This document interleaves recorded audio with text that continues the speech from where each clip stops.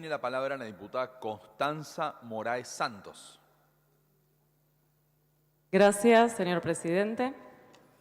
El acceso a la información pública, vigente a través de la Ley 27.275, es un derecho consagrado no solo en el artículo 14 de nuestra Constitución Nacional, sino también en el artículo 12, inciso 4, de nuestra Constitución Provincial.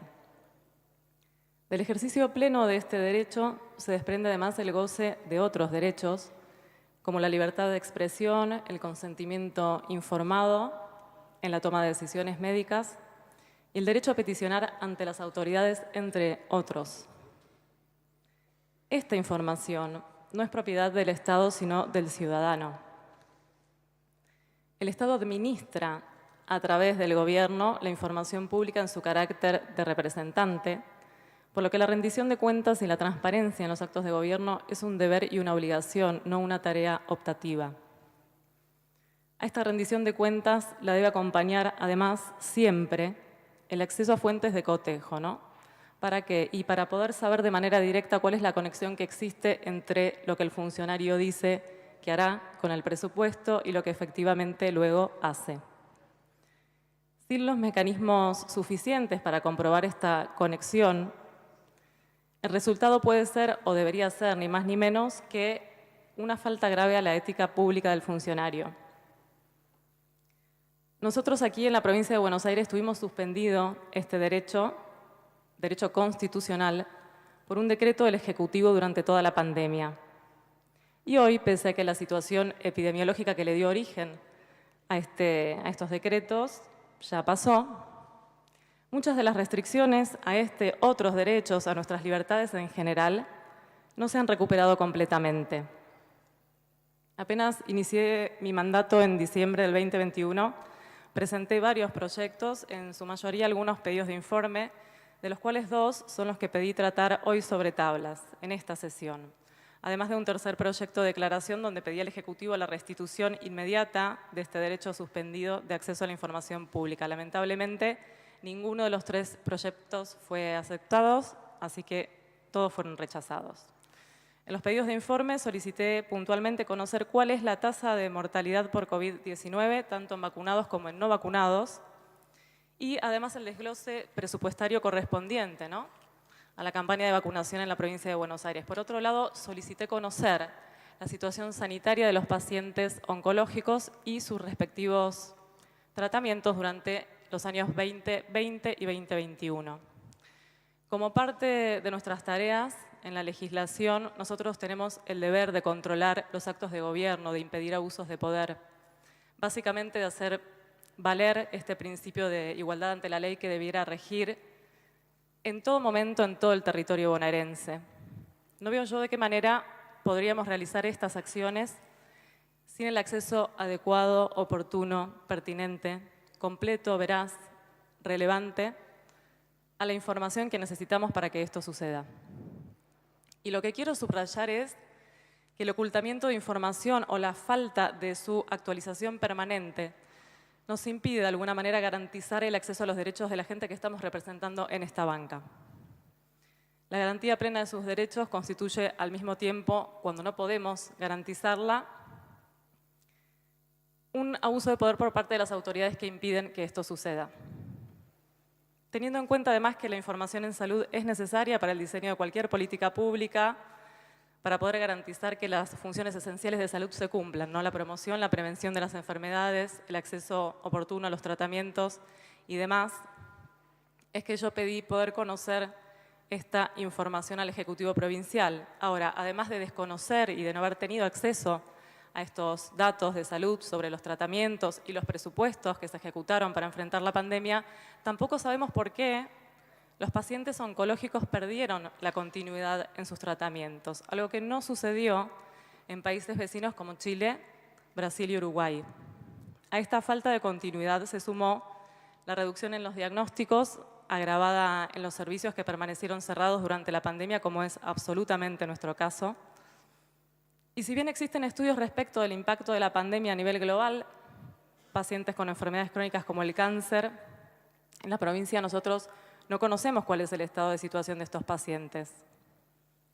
Tampoco sabemos cuál es el plan paliativo que se debiera estar llevando a cabo para poder revertir el daño que se ha generado a estos pacientes, en qué lugares de atención ya tenemos funcionando completamente los servicios oncológicos, a cargo de qué responsables, en fin, muchas cosas.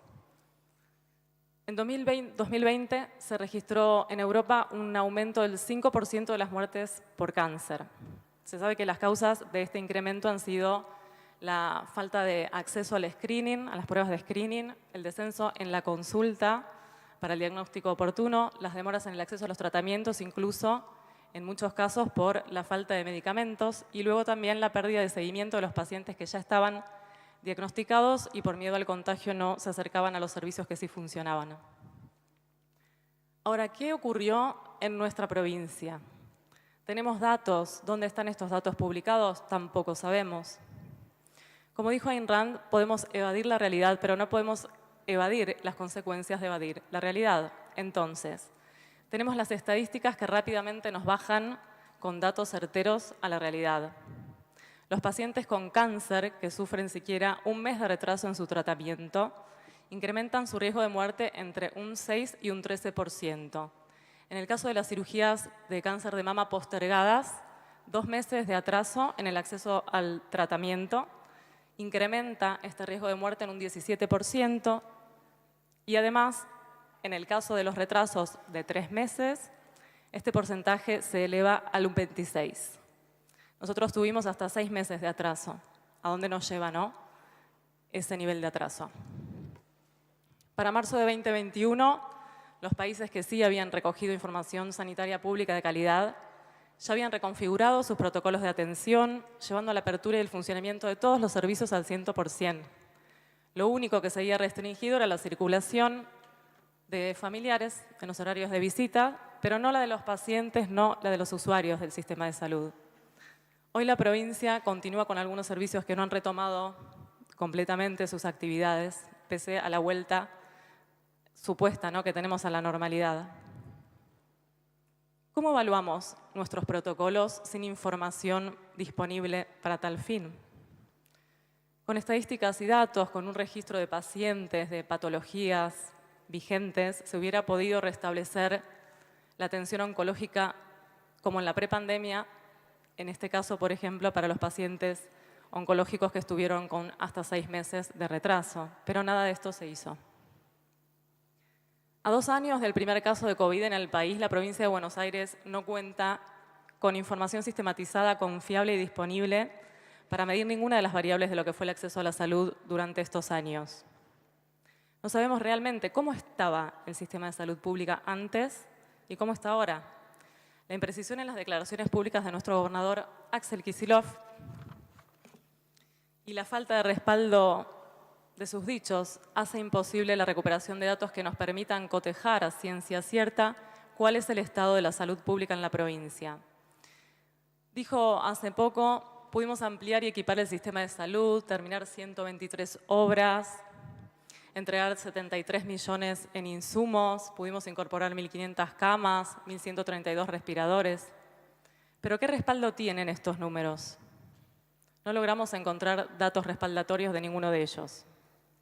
Mientras tanto, el Ministerio de Salud de la Nación, que sí realizó un estudio sobre la efectividad de la campaña nacional de vacunación en la reducción de muertes por COVID, hizo que este estudio no lograra llegar a conclusión alguna.